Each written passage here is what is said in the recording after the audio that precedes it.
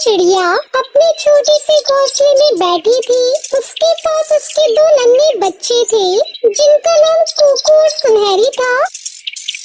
अरे सुनहरी कुकू, आज तो मुझे खाने के लिए कुछ नहीं मिला। तुम दोनों ने क्या खाया है बेटा?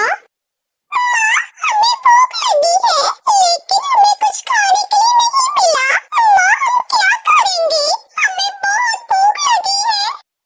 चिंता मत करो बच्चों, मैं तुम्हारे लिए खाना ढूंढने जाऊंगी। तुम दोनों यहीं रहो और सावधान रहना। ये कहकर टुनटुनी उड़कर जंगल के अन्य हिस्से में जाती है। वो इधर उधर देखती है। आज मुझे खाना तो मिलना ही चाहिए। फिर वो एक पेड़ के पास जाती है। अरे यहाँ तो बहुत सारे कीड़े हैं। तभी टुनटुनी की नजर एक बड़े चील पर पड़ती है जो उसकी ओर नजरें गड़ाए हुए बैठा था। क्या तुमने सोचा है कि तुम अपने बच्चों के लिए कुछ खा सकोगी? तुम कौन हो और क्यों मेरी भूख का मजाक उड़ा रही हो? मैं चील हूँ जो इस जंगल का राजा है और तुम्हारी भूख की मुझे बिल्कुल भी परवाह नहीं है। फिर टुनटुनी चुपचाप वहाँ से उड़ने की कोशिश करती है, लेकिन चील उसे रोके रखता है। तुम कहाँ जा रही हो टुनटुनी? क्या तुम सोचती हो कि तुम मुझसे बच सकती हो? मैं अपने बच्चों के लिए खाना ढूंढने गई हूँ। मैं तुम्हारे डर से नहीं डरती। तुम बहुत छोटी और कमजोर हो। मेरा सामना करना तुम्हारे बस की बात नहीं है। टुनटुनी वापस अपने घोंसले की ओर उड़ती है। बच्चों, मुझे खाने के लिए कुछ नहीं मिला। चील ने मुझे रोक लिया था। तो अब हम क्या करेंगे माँ? हमें भूख से मर जाना होगा। टुनटुनी अपने बच्चों को समझाती है। नहीं बच्चों, हमें हार नहीं माननी चाहिए। हम मिलकर कुछ करेंगे। लेकिन माँ, हम क्या कर सकते हैं? बच्चों, हमें एक योजना बनानी होगी। अगर हम मिलकर काम करें तो वो चील हमें नहीं रोक पाएगा। फिर वो तीनों एक योजना बनाते हैं और अगले दिन टुनटुनी फिर से जंगल में जाती है, लेकिन इस बार उसने योजना बनाई हुई थी। तुम फिर से क्यों आई हो? क्या तुमने कुछ खाने का सोचा है? मैं तुम्हारे पास आई हूँ क्योंकि मेरे बच्चे भूखे हैं। तुम सोचती हो कि तुम मुझसे कुछ मांग सकती हो? नहीं, मैं तुमसे कुछ नहीं मांग रही हूँ। मैं केवल तुम्हें चुनौती देने आई हूँ। चुनौती? क्या तुम सच में समझती हो कि तुम मुझसे जीत सकती हो? हाँ, अगर मैं जीत गई तो तुम मुझे और मेरे बच्चों को अकेला छोड़ोगी। और अगर तुम हार गई तो तुम्हें मेरा भोजन बनना होगा। हाँ, ये सही है। टुनटुनी और चील के बीच खेल शुरू होता है। ठीक है, पहले खेल उड़ान का होगा। जो सबसे ऊंची उड़ान भरेगा वही जीतेगा। मैं तैयार हूँ। दोनों उड़ान भरते हैं। चील ऊंचाई में जाता है, लेकिन टुनटुनी अपनी चालाकी से उसे चकमा देती है। देखो चील, मैं तुमसे तेज उड़ रही हूँ। ये तो सिर्फ एक बार का जादू है। ठीक है, अब हम एक और खेल खेलेंगे। ये होगा छिपने का खेल। मैं तैयार हूँ।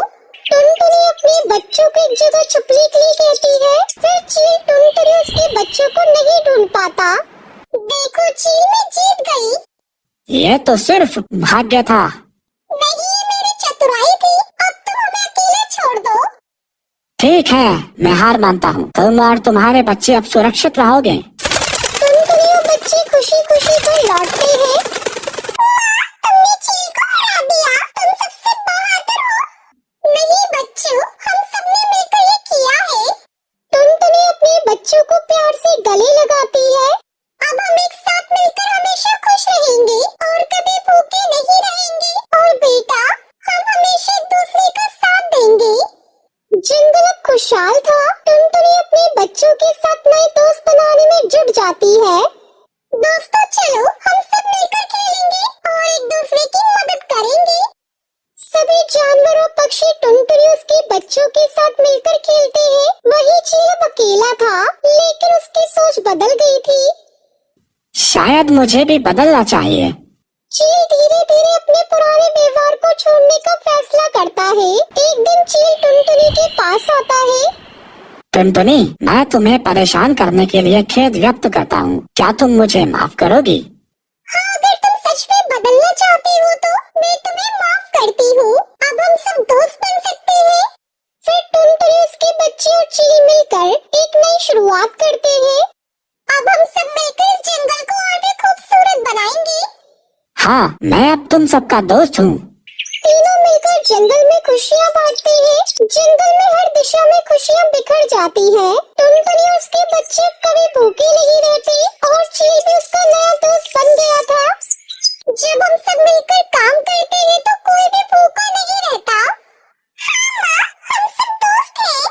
सभी खुशी से झूमते हैं और खुशी खुशी रहने लगते हैं। इस कहानी ने हमें सिखाया कि अगर हम एकजुट होकर काम करें तो किसी भी मुश्किल का सामना कर सकते हैं। टुनटुनी की बहादुरी और चतुराई ने उसे और उसके बच्चों को भूख से बचाया और चील को भी बदलने का मौका दिया। जीवन में दोस्ती और एकता सबसे महत्वपूर्ण है।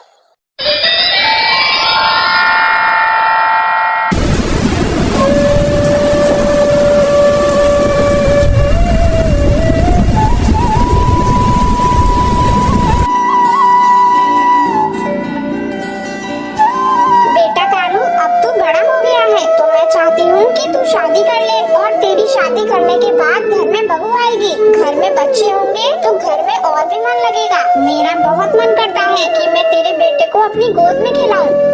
अरे दादी माँ, शादी वादी में कुछ नहीं रखा है। आज मैं शादी करके आ भी जाऊँ तो तुम खुद ही कुछ दिनों में बहू से परेशान हो जाओगी और उसे तरह तरह के ताने दिया करोगी। नहीं बेटा, ऐसा कुछ भी नहीं है। मैं उसका बहुत ख्याल रखूंगी और उसे हमेशा ही खुश रखा करूंगी।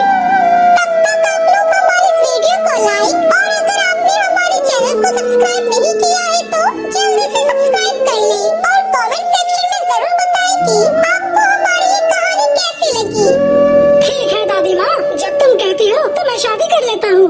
ये कहकर कालू जंगल के पंडित के पास जाता है और उनसे कहता है, पंडित जी देखो, वैसे तो मेरे घर में कोई कमी नहीं है, बस कमी है तो एक बहू की। और अब मेरी माँ भी चाहती है कि मैं शादी कर लूँ, तो मेरे लिए कोई अच्छी सी चिड़िया हो तो बताना। बेटा तो फिर तो देख कैसे तेरी चिटमंगनी पट ब्याह करवाता हूँ।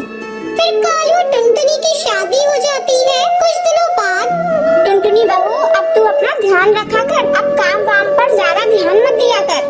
अरे दादी माँ, आप परेशान मत होइए, मैं अपनी अंडे का ध्यान अच्छे से रखूंगी। देख बहू, मेरे पोते को कोई भी परेशानी नहीं होनी चाहिए। मैं चाहती हूँ तू एक बेटे को जन्म दे और मैं उसे अपने हाथों से खिलाऊं।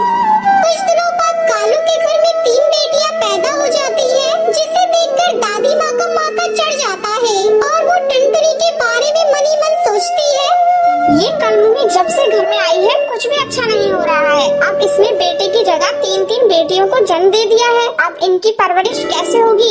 ये तो मेरे बेटे की सारी कमाई ही खा जाएंगी। फिर तीनों बेटियां धीरे धीरे बड़ी होने लगती है और वो एक दिन दादी माँ के पास आती है। दादी दादी, हमें भूख लगी है, हमें कुछ खाने को दो ना। ओहो मनोज चिड़िया, मुझे हाथ लगाने की जरूरत नहीं है। मुझसे दूर रहो और मेरी तरफ से भूखी मर जाओ, मुझे कोई फर्क नहीं पड़ता। दादी, आप हमसे प्यार क्यों नहीं करती हो? हम तो आपसे बहुत प्यार करते हैं। मैंने तेरी माँ से कहा था मुझे लड़का दे दो, लेकिन उसने जन्मी तो 3-3 बेटियाँ। दादी, क्या लड़कियाँ होना कोई गलत बात होता है? लड़कियाँ तो अच्छी होती है। माँ कहती है हम बहुत भाग्यशाली हैं। अच्छा, तो तू अब मुझसे जबान लड़ाएगी? फिर बुढ़िया उसे पीटने लगती है। तभी टुनटुनी वहाँ पर आ जाती है। माँ जी, ये आप क्या कर रही हो? बच्चियों पर कौन हाथ उठाता है? ये बहुत गलत बात है माँ जी। बेटी तो ईश्वर का वरदान होती है। तभी बुढ़िया तिल मिलाते हुए बोलती है, तू मेरे बीच में मत बोल। मुझे तू बिल्कुल अच्छी नहीं लगती और ना ही तेरी ये बच्चियाँ अच्छी लगती हैं। फिर सबसे छोटी बच्ची अपनी दादी से कहती है, बुढ़िया तू भी हमें अच्छी नहीं लगती है। तू भाग जा हमारे घर से। 24 घंटे बकर बकर बकर करती रहती है। जब देखो हमारी माँ को और हमें सुनाती रहती है। देखो देखो, कल की छोकरी मुझसे ही बातें बनाने लगी है। देख मैं अब तेरा क्या हाल करूँगी। फिर अगली सुबह बाहर बहुत तेज बारिश